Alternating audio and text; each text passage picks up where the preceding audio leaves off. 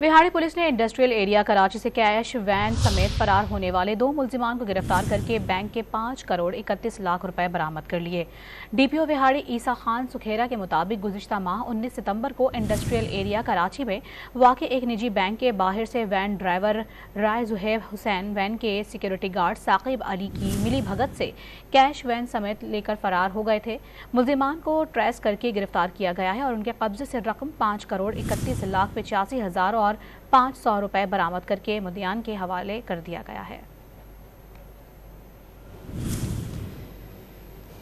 बिहाड़ी police ने industrial area Karachi से cash van समेत फरार होने वाले 2 मुल्जिमान को गिरफ्तार करके बैंक के 5 करोड़ 31 लाख रुपए बरामद कर लिए। डीपीओ बिहाड़ी ईसा खान सुखेरा के मुताबिक गुज़िश्ता माह 19 सितंबर को इंडस्ट्रियल एरिया कराची में वाक़े एक निजी बैंक के बाहर से वैन ड्राइवर राय जुहैब हुसैन, वैन के सिक्योरिटी गार्ड साकिब अली की मिली भगत से कैश वैन समेत लेकर फरार हो गए थे। मुल्जिमान को ट्रेस करके गिरफ्तार किया गया है और उनके कब्जे से रकम 5 करोड़ 31 लाख 85 हज़ार और 500 रुपए बरामद करके मुद्दियान के हवाले कर दिया गया है।